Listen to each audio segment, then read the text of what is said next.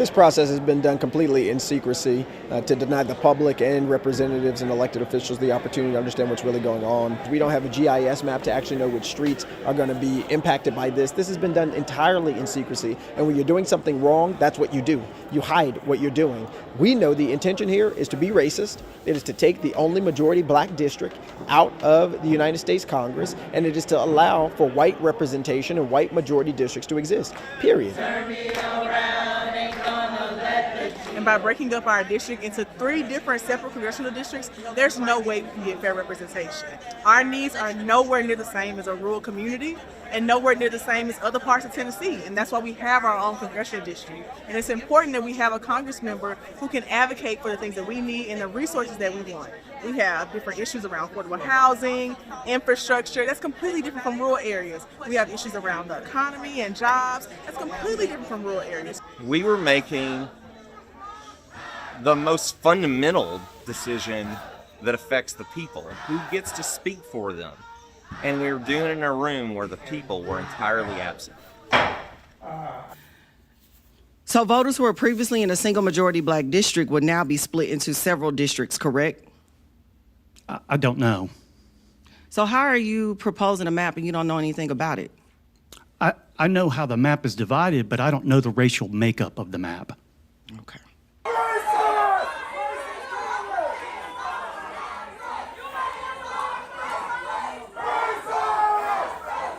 We want Republicans to maintain control of the House of Representatives.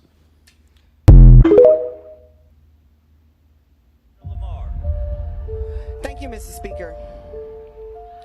But I'm not thankful to be here. I never thought in my lifetime that I'd be standing in a body surrounded by my colleagues who are going to erase the vote of my city and black people in Memphis. My constituents are angry right now. In just 48 hours after this Supreme Court decision, you all decided that you're going to slice black voters in Memphis. I need you to know this will be one of the most racist actions taken in the history of modern history of this legislature that you are participating in this week. Intentionally breaking state law to take my community's vote is downright disgusting and offensive. My grandmother, who's sitting watching me right now, still alive to this day, lived with a moment where she could not vote. And I remember the smile on her face when her grandmother got elected and made history. And I know some of you sitting in this body actually don't agree with this. I know you don't. But this is an opportunity for you to have some courage. Show some courage. Y'all know this is wrong. You know it. You know it. You don't have to do it. I'm calling on the soul of you to do the right thing. Let's not carve out Memphis because you can't fairly win in the ballot box or to favor one member in this body's path to Congress. If you do this, this is racist in its intent, and there's no reason for us to cut through. Let's call it what it is. Call it what it is. Show some courage. Thank you, Mr. Speaker.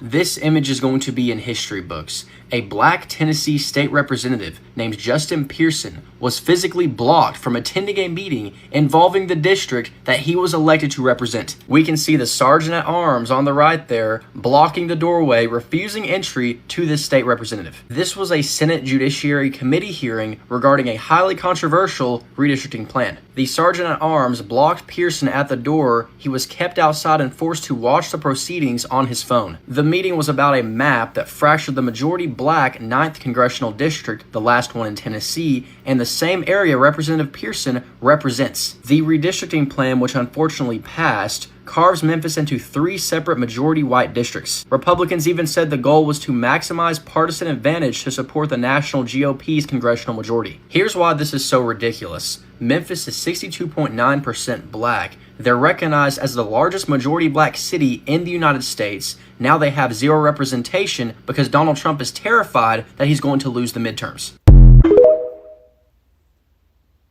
What happened on Thursday was I walked into the Tennessee Capitol in 2026, and when I walked out at the end of session, it was pre-1965. What we saw was the largest attack on black electoral power since the civil rights movement and the crown jewel, which was the Voting Rights Act. What we saw was an almost entirely white Republican caucus strip away and dismantle black political representation because the Supreme Court ruled in Louisiana v. Calais that we cannot protect, racial minorities in voting. So they've created all majority white voting districts now in the state of Tennessee, diluting minority vote, and doing so with surgical precision. They've crafted Memphis, one county, one city, into 3 congressional districts that go up to 300 miles away as a way to dilute that vote. They already did this to Nashville.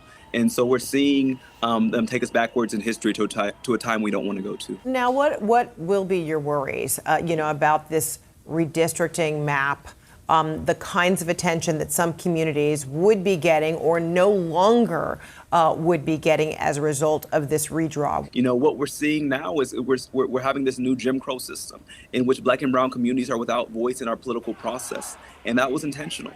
And I think it's going to be, something that's a canary in the coal mine for the rest of the nation, that if they come for one of us, they're coming for all of us. And so my message to America is that the South is the front line of democracy, that they're dismantling multiracial democracy here in the South in states like Tennessee and Louisiana, but they're not going to stop here. And I want to tell America to pay attention to what's happening because we need your help in the South. Don't give up on the South, but help us to have solidarity here and help us to fight back. I'm not trying to make suggestions about your work. We'll talk about your work. You're not going to go ahead and take a recess. I don't want to recess. I already took a recess. I'm the chairman of this You are no different than a senator than I I'm the am. chairman of this committee. And you are no different than this. Put my microphone back on. My microphone. He's suggesting he's not racist. I said we take a look at his work. You're out of line. You're out of line. No. So when we saw the eruption in the audience, I did not know that you had been told to shut up. I did not know that you The actual quote, Senator, was, "Y'all need to shut up, boy." That is so offensive, and I do want to apologize on behalf of the Senate. I do want to apologize on behalf of the committee because that was so inappropriate. Louisiana's congressional map fight is exploding at the Capitol right now. Lawmakers began debating new congressional maps after the Supreme Court struck down Louisiana's map with 2 majority black districts, ruling that one of them was unconstitutional because it relied too heavily on race. Now lawmakers are rushing to redraw the state's 6 congressional districts before delayed U.S. House races can move forward. The fight centers heavily on the 6th congressional district, Louisiana's 2nd majority black district. That district was created after years of legal battles over whether black voters in Louisiana had fair representation. Black residents make up about 1/3 of the state, yet for years Louisiana had only 1 majority black congressional district. The 2nd district was supposed to help correct that imbalance. Now it is on the chopping block. During the hearing at the Louisiana State Capitol, tensions reportedly boiled over into a verbal argument as lawmakers debated 4 competing map proposals. Protesters also gathered outside the packed Senate hearing, shouting as the redistricting fight moved forward. Every single time black voters get close to fair representation, there is another map, another lawsuit, another ruling, another process, and another emergency meeting to decide how much power they are allowed to keep. They call it redistricting. I'm calling it voter suppression with cleaner language. If 1/3 of Louisiana is black, why is the fight always over whether black voters deserve more than one real shot at representation? Civil rights advocates are already warning that the Supreme Court's ruling could open the door for Republican-led states to move quickly to redraw maps and weaken black voting power under the excuse of partisan redistricting instead of racial discrimination. So this is not just about Louisiana. This is about what happens after the Voting Rights Act gets weakened, protections get chipped away, and lawmakers immediately start testing how far they can go. A hearing erupts. Protesters are outside. Lawmakers are rushing maps. And black voters are once again being told to wait calmly while their political power gets sliced up in real time. The U.S. Supreme Court has gutted the Voting Rights Act, and we're already seeing election-changing consequences. It could even give President Donald Trump and his party a lifeline in the upcoming midterms. The Voting Rights Act was passed in 1965. It ended Jim Crow-era laws that made voting nearly impossible for black people in the South. The then-President, Lyndon Johnson, also wanted to boost African-American representation in politics. It's all of us who must overcome the crippling legacy of bigotry and injustice, and we shall overcome.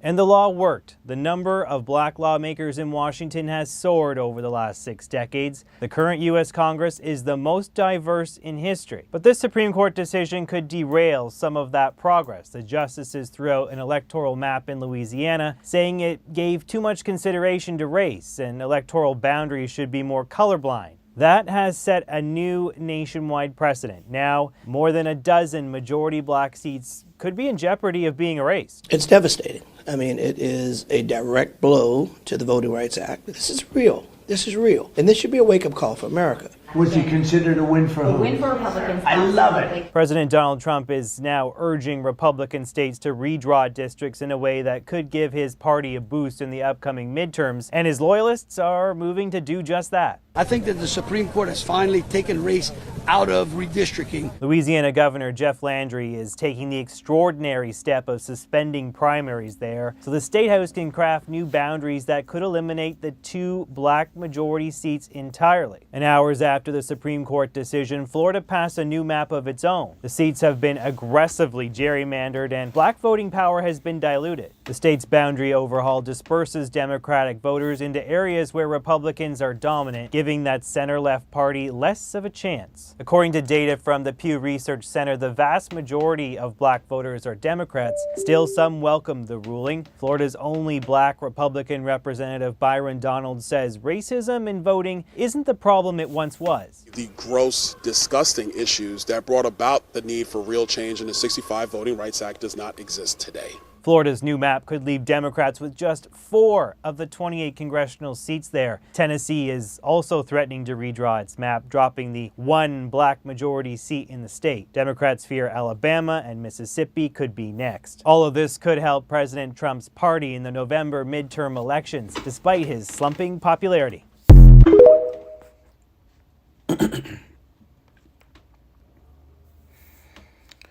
This is the book of Isaiah, chapter 31, verse 1.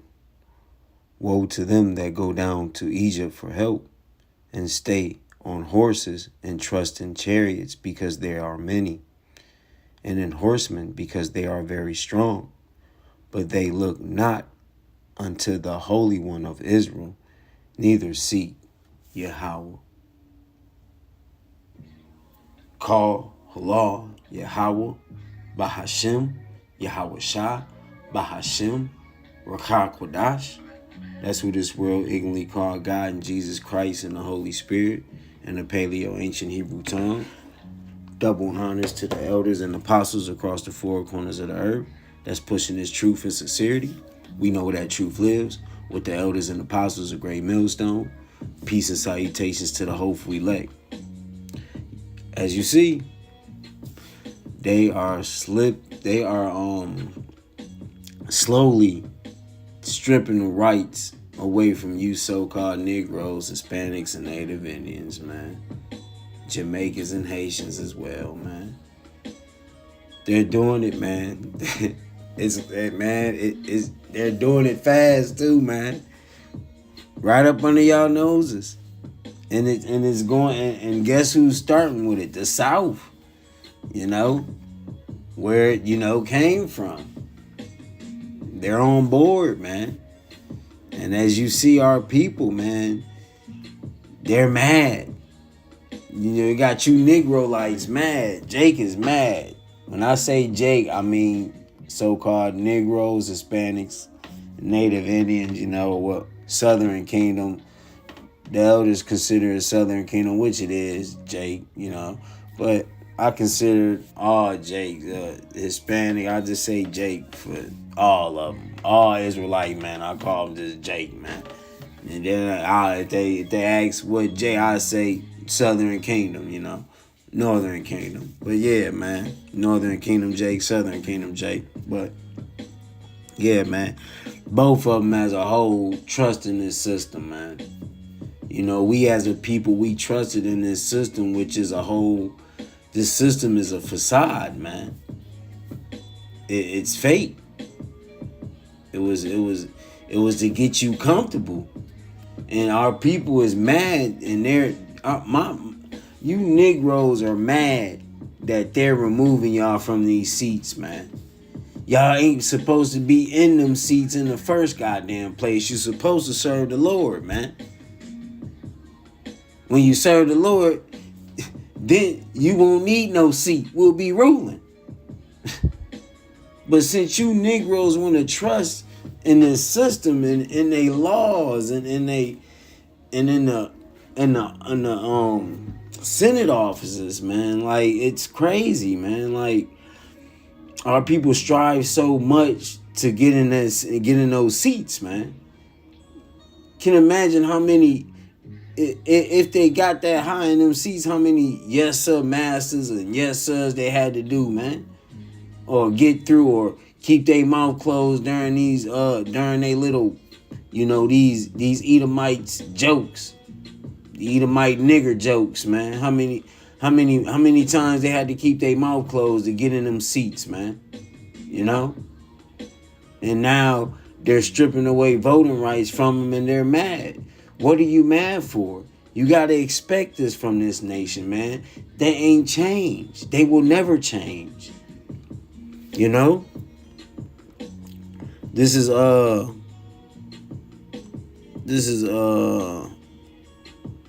book of Isaiah chapter 30. I'm going to start at verse 1. Woe to the rebellious children, saith Yahweh, that take counsel, but not of me. See, the Lord saying, y'all take counsel. Y'all take counsel if they of this so-called white man. Yeah. But not of him. Y'all don't listen to the prophets, man. Y'all don't want to get into these scriptures and trust in the word and trust in it so he can give you the spirit to trust in him. Y'all don't want to do that. You look at it, they up there fighting that they mad that rights getting taken away from Negroes. It's prophecy. It's prophecy that these devils will getting ready to come down on y'all. You can't escape that. This is prophecy.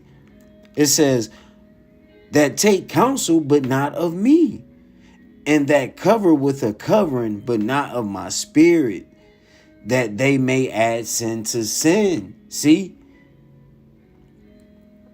That covering with a covering, but not of my spirit, man. Not of this wisdom, knowledge, and understanding so you can stop sinning, you know? And yeah, you got a covering. Yeah, you know, a lot of those Negroes in them representative seats, man, probably got decent pay, man. You know, they got a covering of this society. You know, got money to uphold their house, or, you know, the car, their lifestyle, they live. Yeah, they got a covering, but not of Yahweh Bahashem Yahweh Shah. Because when it all boils down, you see what this man is doing. He's removing you Negroes out the seats, man, and getting ready to try to put y'all back on the field, or delete y'all. You know, that's what it's coming down to. You know, it says that walk to go down into Egypt, and that word Egypt just means, you know, you're trusting in oppression, man. You know, that's what the Lord means. You go walk down to them, man. You trusting in this place, man. Or you, like the woman go do child support, or you gonna go tell the police on something simple against your brother, you know, or against your husband, or anything, man. You shouldn't go down. You shouldn't be calling these devils for anything, man. Because ain't nothing good gonna come to you. The Lord said, woe to them that go down to Egypt for help. So all of y'all that been doing that, you better repent, or the Lord gonna have y'all perish, period. It says, and have not asked at my mouth to strengthen themselves in the strength of Pharaoh. Who is today Pharaoh? The so-called white man, Esau, Edom. See, we have to call on the Lord. We have to ask of the mouth of the Lord. Who is the mouth of the Lord? His prophets. You know? His prophets, man. His true prophets. And they're not in no damn church. We're on the highways and byways in the chief place of Concord, man. Okay? Starting with the truth. Starting with the elders and apostles of Great Millstone. Elder Tar on down, man. It says, and to strengthen themselves in the strength of Pharaoh, man. In this place, you're going to need strength. Paying bills goddamn every month, bills left and right. Gotta get up, go to work. Your body getting wore out and tired. You're going to need strength. And then these devils passing these bills to remove you Negroes out of these seats. In the Democrat and Republican seats, the Senate seats, all of them, they removing you niggas, man. They're showing you like, look, we don't give a damn. And then Zion's up in there, crying, talking about my grandmama be mad. Man, they don't give a damn. You know, Esau, man, just let the nigger woman talk. Just let the black Dow talk. No, it's not going to change our agenda. So they love to see you Negroes' frustration, man. They love to see y'all. No, this ain't right. This ain't. They love to see it, cause in the back of their mind, they're thinking these Negroes still trusted in us even after what our ancestors did and what we still been doing. They get a kick out of seeing you niggas frustrated yelling, man. Saying what ain't right and what they did ain't right and how they liars. They get a kick out of it, man. It says, I'm going to read verse 2 again. That walk to go down into Egypt and have not asked of my mouth to strengthen themselves in the strength of Pharaoh and to trust in the shadow of Egypt. Therefore, the strength of Pharaoh shall be your shame and the trust in the shadow of Egypt, your confusion, man. And that's what we're seeing right now. You Negroes are confused. Why? Because they taking y'all from the seats, man. You see? You're trusting the shadow of Egypt. The shadow mean a whole facade. It's not real. A lifestyle that's not real. You see? Let me get that in the blue letter. Let me get that in the blue letter, man. Lord said proves all things. So here we go. Isaiah. Let's go on a concordance.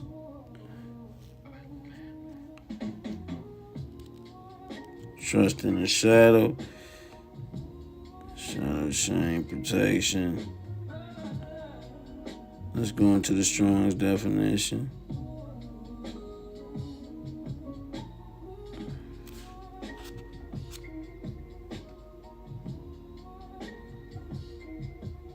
Slide.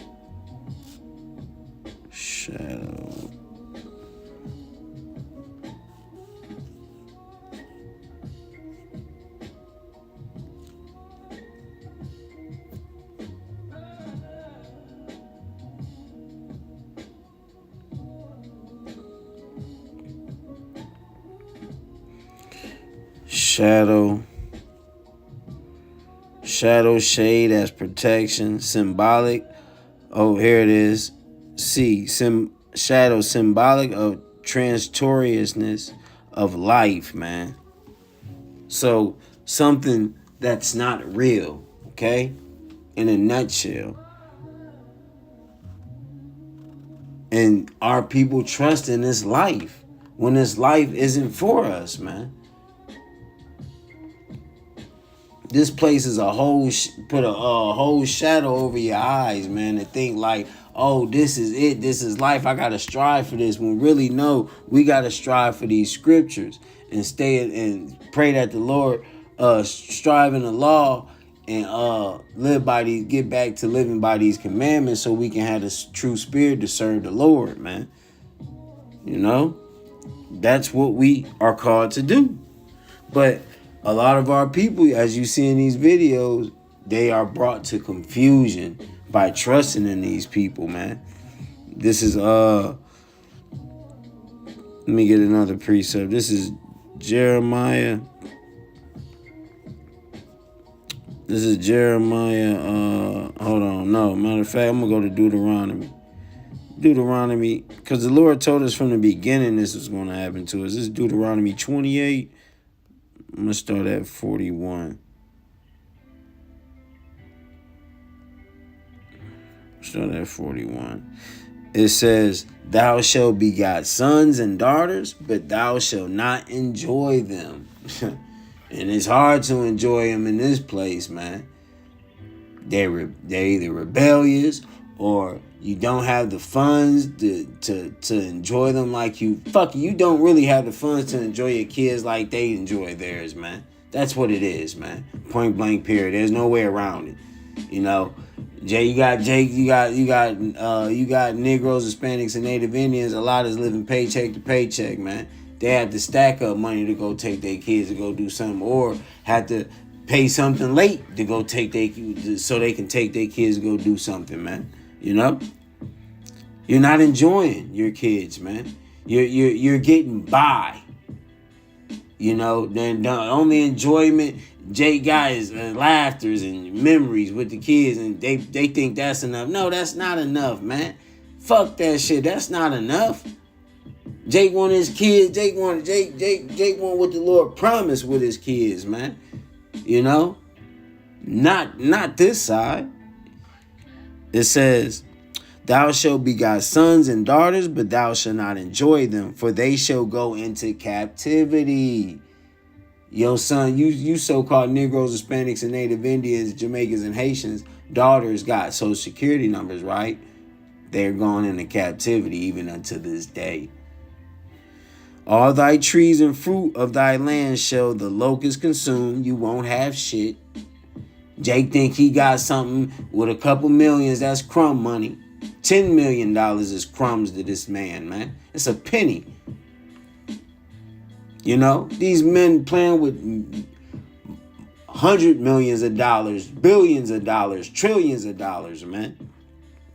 It says, verse 43, "The stranger that is within thee shall get up above thee very high, and thou shalt come down very low."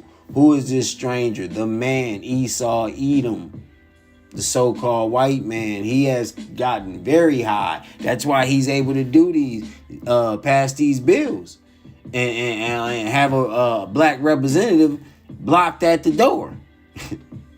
They're able to do these things. You know? This is not our world. It's their world. And the Lord's showing y'all. And y'all still think that we can overcome. No, the fuck you can't. The Lord got this man in power to bring hell upon y'all. It says, verse 44, "He shall lend to thee, and thou shalt not lend to him." You Negroes ain't lending to these white folks. The close thing that a Negro can lend to these white folks if that Negro is a drug dealer. That's it. That's the only thing Jake lending to you devils, or some tools. But other than that, far as banks and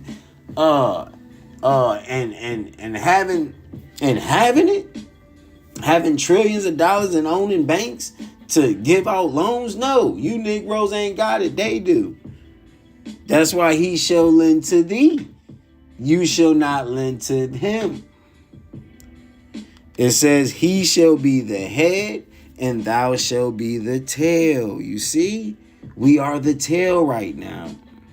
"Moreover," verse 45, "moreover, all these curses shall come upon thee, and shall pursue thee, and overtake thee, till thou be destroyed.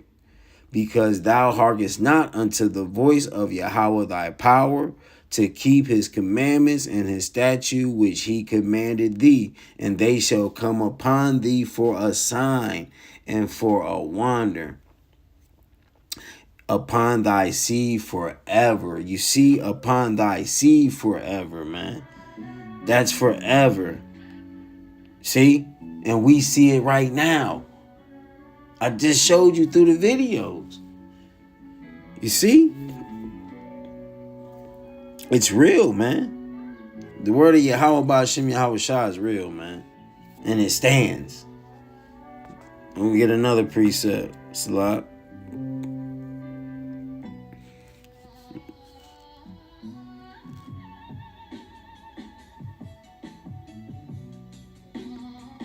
Lamentations. I'm going to go to 17 and 22. Because the Lord got these devils pointed out, man. They can't escape. This is Lamentations chapter 4, verse 17. As for us, you Israelites, you so-called Negroes, Hispanics, and Native Indians, Jamaicans, and Haitians, our eyes as yet failed for our vain help. See? In our watch, we have watched for a nation that could not save us, man. And our people think that these folks were going to turn around and have a good heart and make everything equal when it's not going to damn happen, man.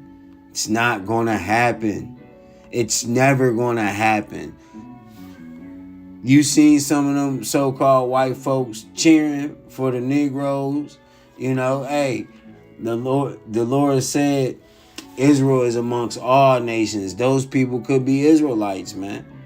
Just look like Edomites. Or they just could be Edomites thinking everything should be fair. But if they standing up for so-called Negroes, Hispanics, and Native Indians, they could be an Israelite, man. You know, just looking like another nation. But you know, our people watch for a nation that cannot save us, man. These white folks are not going to, these Edomites are not going to save y'all. They're not going to change their mind and make everything fair. See, when it comes to these white folks, they have no sum game, man. They have no sum game, man.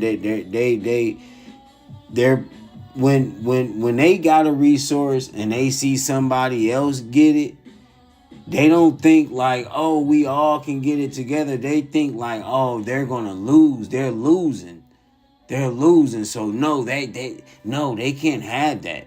No, they don't. That's how they think. They don't think like everyone can get it together and have the world a better place. They think like, no, you got that resource. No, I'm losing. I need to gain yours too. I need to gain his too. I need to gain all y'all's. You know, then y'all come get it from me. That's how they roll, man. You know? So they will never change their mind to make it fair for you Negroes, man. Verse 18, they hunt our steps that we cannot go in our streets. Our end is near, our days are fulfilled, for our end is come. Our persecutors are swifter than the eagles of the heaven. They pursue us upon the mountains. They lay wait for us in the wilderness. Their breath are of our nostrils. The anointed of Yahweh was taken in their pits. And that's the prophets, man. They slain the prophets in the days of old, man. You know? They've been slaying you so-called Negroes, Hispanics, and Native Indians. And the Lord shows us in this book. The prophets was being slain by these Edomites. And Edom, the Lord got judgment for you. It says, of whom we said, under his shadow we shall live among the heathen. Rejoice and be glad, O daughter of Edom, that dwellest in the land of Uz. The cup also shall be passed through unto thee. Thou shalt be drunken and shall make thyself naked. The punishment of thy iniquity is accomplished, O daughter of Zion. He will no more carry thee away into captivity. He will visit thy iniquity, O daughter of Edom. See, O daughter of Edom. You so-called white people today, y'all are the daughters of Edom. He will discover thy sins. Y'all will be repaid, man. And it's not going to get better for you so-called Negroes, Hispanics, and Native Indians, Jamaicans, and Haitians, man. It's not going to get better, man, because this devil know he has nothing but a short time. This is Revelations 12:12. Therefore rejoice, ye heavens, and ye that dwell in them. Woe to the inhabitants of the earth and of the sea, for the devil is come down unto you, having great wrath, because he knoweth that he hath but a short time. And this is why these events are taking place, man. This is why this devil is removing y'all and getting ready to come with slaughter, because why? He has a short time. His rulership is up. And the Lord is going to raise up his standard, which is the elect of the nation of Israel. You know, starting with the elders and apostles, the hopeful elect. And I do the will so I can be hopefully elected as well. It's not a game, man. These words are coming to life. And we're seeing it every day. We're watching it. With that, I'm going to end it. On to the next.